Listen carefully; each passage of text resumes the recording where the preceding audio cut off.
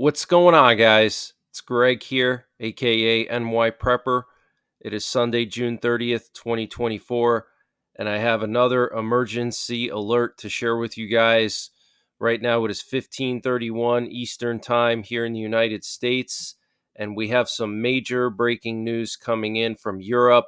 So, U.S. military bases across all of Europe have raised their force protection level to Charlie, and Charlie is the highest security level possible before an actual ongoing attack. Okay, so it means that an attack is imminent and that they have credible information that an attack is imminent. We know that the Aviano Air Base in Italy and Ramstein are now under FPCON Charlie, that's Force Protection Condition Charlie. Now, Aviano Air Base is one of the 6 bases in Europe where we store nuclear weapons, and Ramstein is the largest U.S. military base outside of the United States. Okay, the most amount of personnel stationed at any base outside of the continuous United States. So both of those are under FPCON Charlie right now. One of the U.S. officials who is stationed at a base in Europe told CNN that they haven't seen this threat level in at least 10 years and said it usually means the military has received an active, reliable threat.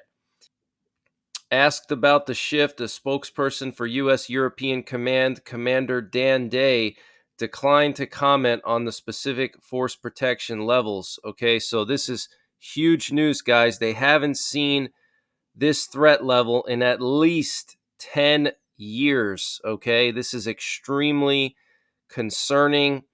So something is brewing, something is about to go down. And I want to remind you guys that yesterday morning, the supreme leader of Iran threatened U.S. bases if Israel were to go into Lebanon. Okay, he tweeted yesterday morning, the U.S. has bases all over the world. In such a situation, any movement, any action, and any revolution that only pays attention to its own internal environment and neglects foreign developments will certainly suffer a blow.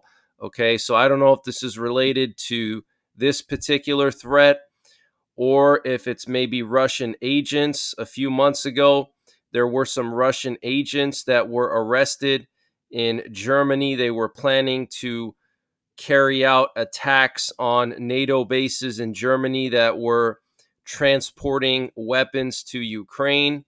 So I don't know what's going on here, but this is extremely alarming. And right now we have a U.S. nuclear war command and control plane up in the air over Missouri. And the nuclear war command and control planes are responsible for remotely launching all of our Minuteman III ICBMs, and they also communicate with our submerged nuclear armed submarines. We also have a U.S. Air Force aerial refueler that just left Puerto Rico for some reason. I don't know if it's related to the hurricane. And this update was sponsored by My Patriot Supply. Guys, My Patriot Supply is doing a discount on their 1-month emergency food supply. And to get the deal, you got to go to preparewithnyprepper.com, and the link is in the description below this video. This is a 1-month freeze-dried food supply. It has a 25-year shelf life. Normal price is $237. They've dropped it down to $177. So that's a savings of $60. And it's all packed within 2 rugged, water-resistant buckets. Free shipping is included. $177 for 1 month of food. Where are you going to find a deal like that? They also have a general store, and they're always running discounts in their general store on various prepping and survival items. They have everything from MREs, potassium iodide, to survival seeds. And to get to their general store, you got to click on the My Patriot Supply logo at the top of the page when you get to preparewithnyprepper.com. And you'll see when you get there, they have everything you can imagine. So use the link preparewithnyprepper.com to get $60 off the My Patriot Supply 1 month emergency food supply. That's $180 for 1 month of food, free shipping included. The link is in the description below this video. And also check out their general store. They have everything you can imagine prepping and survival related, and they're always running various discounts there. And we also have a sub hunter active over the Azores, and this is the second time in the last 24 hours I've seen a sub hunter patrolling the Azores. Now, the Azores have a very secretive airbase called Lajes Field, and so this is a very critical area for the U.S. military. And for them to be sending P-8s over here now in this area is very concerning. So I'm going to be monitoring this, and I will update you if there's any changes or if anything happens. But just make sure you guys are getting prepared. This is extremely serious, okay? Now, we also have this hurricane in the tropics, in the tropical Atlantic, Hurricane Beryl. Okay, it became a Category 4 hurricane this morning, and this is a record. It beat Hurricane Dennis in 2005 by over a week for being the earliest Category 4 hurricane ever recorded in the Atlantic. Okay, so this is extremely serious, guys. They're talking about 140 mile per hour sustained winds, possibly even reaching Category 5. And I will be covering the hurricane live overnight tonight. I have some cameras from the Windward Island area, which is going to suffer a direct impact from this hurricane at full strength. So I will be covering that live overnight tonight. I will be broadcasting the cameras so we can watch the hurricane coming in real time. Want to just show you guys some military movement last night. We had about half a dozen aerial refuelers fly over the Atlantic. We had 2 go down into the Persian Gulf, and then we had 1 go to Lithuania, and then we had 3 more go to the UK. So several aerial refuelers crossing the Atlantic last night. These planes are responsible for refueling fighter jets, refueling bombers, refueling AWACS planes, and surveillance and reconnaissance planes. They're absolutely essential for any large military operation. So they're moving them into the theaters. Okay, they moved 2 into the Persian Gulf, 1 into Lithuania, and then 3 into the UK. That is a big sign that something is about to go down. And I want to just show you guys the latest info on Hurricane Beryl. So we actually have 3 tropical cyclones in the tropical Atlantic right now. We have one very close to Texas with an 80% chance of development, and it could potentially hit Texas. We'll have to wait and see. And then here's Beryl. Currently has sustained winds of 130 miles per hour with a minimum central pressure of 960 millibars. And that's as of the latest Hurricane Hunters aircraft reconnaissance. So they fly a plane through these hurricanes and they confirm with special instruments the actual pressure and wind, so they get the most accurate readings. Okay, so it's already at 130 miles per hour, and it's still expected to strengthen over the next 48 hours. Guys, the National Hurricane Center was way off on this one. Okay, they had it peaked out at 120, 125 miles per hour. If you watch my live stream from last night, I was going over the forecast. They said that they did not expect it to go over 125. And here we are already at 130 as of this morning, and it's still expected to strengthen the next 2 days. Okay, so this could reach Category 5. Okay, this would be absolutely devastating for the Windward Islands if it hits them as a Category 5. But like I said, I do have live cameras. I will be broadcasting them this evening, so make sure you're following me. I will be monitoring the situation. Now, we do have one model showing this hurricane slamming into eastern Texas as a Category 3 hurricane in about the 7 to 10 day time frame, okay, which would be absolutely devastating. And then we also have another tropical disturbance right behind Beryl that has a 70% chance of development. Okay, so very active hurricane season for so early in the year. This is very, very concerning. We're not even near the peak of the hurricane season yet, guys, and we already have a Category 5 hurricane possibly, and it's not even August or September, which is like the peak of the hurricane season. Okay, so this is the forecasted cone. You can see they have this thing staying as a major hurricane all the way through to Jamaica, and then it weakens a little bit, and then it's going to be very interesting to see what happens once it crosses the Yucatan Peninsula and once it gets out into the Gulf. So if you live anywhere from Texas to Florida along the Gulf Coast, you need to have your hurricane plan in place, and you need to be on high alert, because once this thing gets out into the Gulf, it's going to rapidly intensify, and it could slam into any one of these states as at least a Category 3, potentially 4 or 5. Okay, and I'm here to tell you that because the National Hurricane Center is not going to tell you that. The mainstream media is not going to tell you that because they don't want panic. Okay, but the truth is this could potentially hit the Gulf Coast as a Cat 4, Cat 5 even. Okay, so get prepared if you live in this area. And I want to show you the latest satellite imagery. You can see how well defined the eye wall is of this hurricane. Okay, this hurricane is looking unstoppable at this point.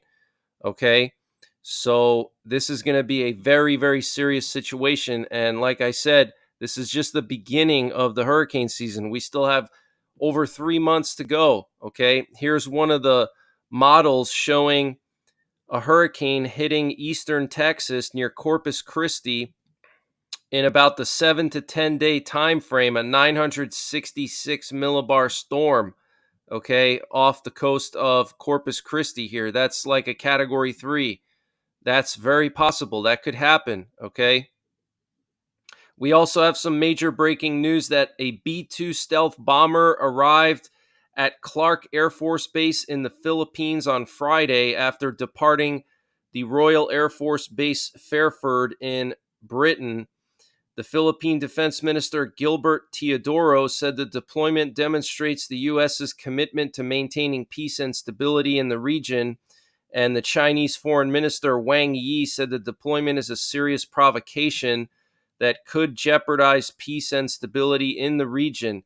Okay, so B-2 stealth bomber going to the Philippines, that is extremely serious, guys. Okay, and we do know that there have been a lot of confrontations between China and the Philippines in the South China Sea lately, in some of the shoals, the Scarborough Shoal, the Sabina Shoal, and also near Palawan Island. And all of these areas are actually part of the Philippines exclusive economic zone, and some of them are part of the Philippines' actual territory. And China is basically trying to take that away from the Philippines, okay? And in recent days, several Chinese warships were seen off the coast of Palawan Island in the Philippines, okay? So this is a serious situation going on right near the Philippines. The Chinese are bullying the Philippines, and so now the U.S. moving a B-2 into the region. Very, very serious. And one of the warships that was sent to the Eastern Mediterranean to help with evacuating some 70,000 Americans in Lebanon, and also to provide combat support for the Israelis, the USS Wasp, was actually spotted with F-35s on board as it was leaving Norfolk. This is according to local news stations and local spotters, okay? So this is extremely serious, guys. Okay, they're moving F-35s to the Eastern Mediterranean to potentially support this massive campaign on Hezbollah. And the UK Times is reporting that NATO officials suspect that Russia may have mined critical EU submarine infrastructure in the North Sea. So pipelines and undersea cables. There's a ton of natural gas pipelines, including the Baltic pipe, which goes down from Norway to Poland. And a lot of the Eastern European countries are dependent on the Baltic pipe to get gas from Norway. That's one of the ways that they eliminated their dependence on Russia for gas. So apparently Russia may have mined it or mined multiple cables and pipes in the region. There's a lot of them there. Okay. And in the coming days, Israel is expected to announce the end of their operation in Rafah and an end of the war in Gaza in its current configuration. And security sources are saying that Israel has no choice but to go to war with Hezbollah. And defense officials in Israel are still debating the best course of action. The Israeli Defense Forces are now on standby for a large war. And the Israeli Finance Minister Smotrich said there is no escape from war with Hezbollah. And the chairman of the Israeli Aerospace Industries, Yair Katz, said Israel has the capabilities to use doomsday weapons in the event that its Mideast foes decide to launch a full-scale attack on the Jewish state. Wow. Okay, so he's talking about nuclear weapons, guys. Israel has hundreds of nuclear warheads. Their nuclear weapons program dates back to the 1950s. They have ground-based launchers. They have silos in the desert, and they have caves that have these mobile launchers that can launch the Jericho 3 and Jericho 4 missiles, which can potentially even reach Moscow. Okay, then they also have their Popeye missiles that they can launch from their submarines, and then they also have some air-launched cruise missiles or gravity bombs for their F-35s. Okay, so Israel has sort of a nuclear triad, a small nuclear triad. Okay, and if Iran or any of these countries try to get stupid, then Israel will resort to using nuclear weapons. It's actually almost happened before during the Yom Kippur War when Israel was being attacked from all sides. They actually placed their nuclear weapons on combat alert and they were getting ready to launch them. But sure enough, there was a peace treaty and things simmered down. Okay, but they did have their nuclear weapons ready to launch. That is 100% true. You can look that up. So Israel's not afraid to use nukes if they have to. And the hospitals in northern Israel are preparing for an all-out war, opening underground wards and adding protection to essential infrastructures. According to the Times of Israel, 2 northern hospitals are on heightened alert over a potential breakout of war between Israel and Hezbollah. The directors of the Galilee Medical Center and Ziv Hospital say they have increased the level of supplies at a hospital, with Ziv Hospital requesting staff to prepare to stay at hospitals for an extended duration. The level of readiness required from us has been high for almost 9 months, but now it seems we will need to elevate it further. Masad Barhum of the Galilee Medical Center was quoted as saying, and Galilee Medical Center Director Professor Masad Barhum and Ziv Hospital Director Professor Salman Zarka say their hospitals have accumulated enough supplies to operate as separate islands. According to Israeli media reports, Zarka has asked employees to prepare to arrive quickly at the hospital, bringing essential personal items for an extended stay. Wow. Okay, so this is another sign that war is imminent, guys. It could be any day now. And we do have some exchange of attacks going on today between Israel and Hezbollah. Apparently, Hezbollah launched some drones into northern Israel. 9 Israeli civilians have reportedly been injured and 2 severely injured in the northwest Galilee region. And the IDF confirms that 18 soldiers were injured, one seriously, in a direct hit by a Hezbollah drone in the northern Golan Heights earlier today.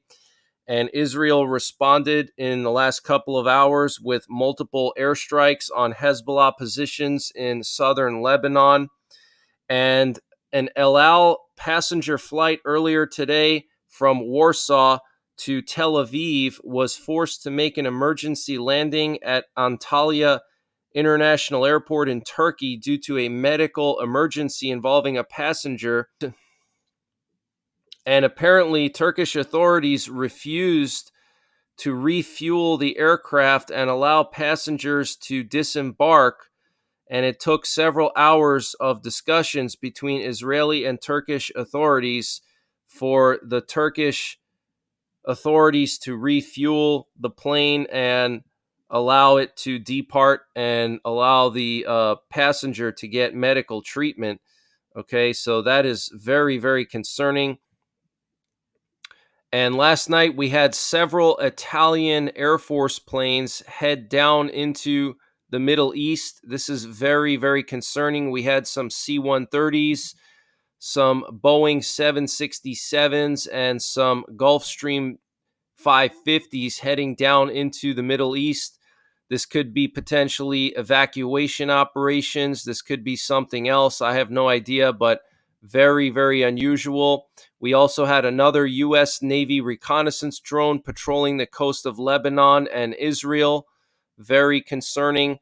And in case you missed one of my updates recently, Saudi Arabia has now told its citizens to leave Lebanon immediately, and they are actually banning travel to Lebanon. Okay, this is coming from the Saudi Arabian Foreign Ministry. The kingdom's embassy in Lebanon confirms to citizens to adhere to the decision to ban travel to Lebanon and urges those present to leave Lebanese territory immediately. Okay. And I want to remind you guys that a U.S. nuclear armed submarine has docked in Scotland, in Fastlane, Scotland. This is where Britain keeps all of their nuclear armed submarines, their Vanguard class submarines. Well, one of our Ohio class subs just docked there. So that is very concerning. We now have a nuclear armed submarine in the European theater, okay? And apparently, Poland and the Baltic countries have officially wrote a letter to the EU asking them to help pay for a massive border fortification along the Russian border. In the letter, the leaders of Poland, Estonia, Latvia, and Lithuania urged the 27-nation EU to spend more and coordinate on defense initiatives within the EU and with NATO in order to protect the bloc of 450 million people.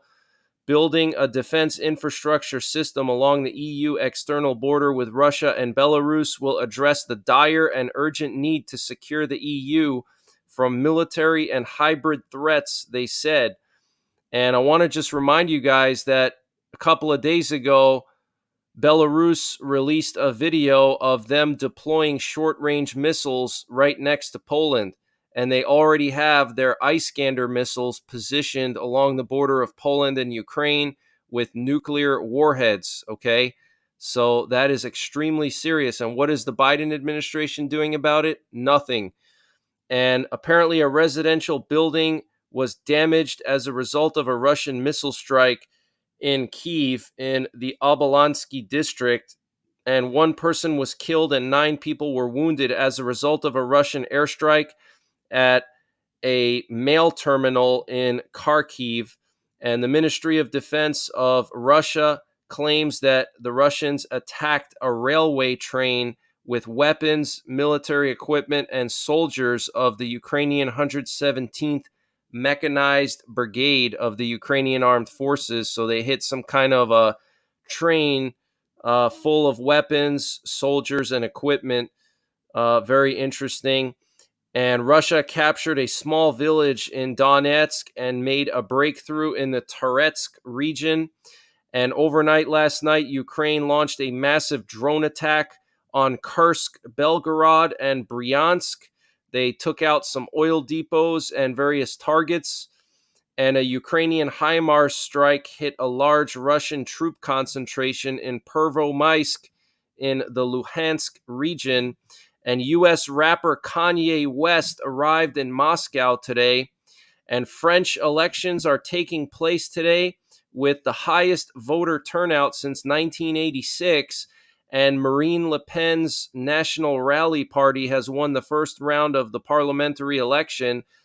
And according to the exit poll, her party won 34% of the votes. So this is very serious, guys, because Marine Le Pen is pro-Putin. So this could change the situation as far as French assistance to Ukraine. And here's a picture of this wall that Poland and the Baltics want to build along the Russian and Belarusian border. And signs of H5N1 bird flu virus have been detected in 3 wastewater sites in California, including in San Francisco, Palo Alto, and Richmond. No bird flu outbreaks have been reported in California's dairy cows, but the virus has been found in wild birds and domestic poultry. Health officials are monitoring the situation with the public risk considered low. And we had 2 sub hunters fly to South Korea last night from Anchorage. Okay, so this is very serious, means that things are escalating in the Korean Peninsula. But that's the latest breaking news that I have. I will be back later on tonight with more breaking news and also my hurricane coverage. So join me for that. And until then, take care, God bless, and don't forget the 3 Ps: prepare, practice, and persevere.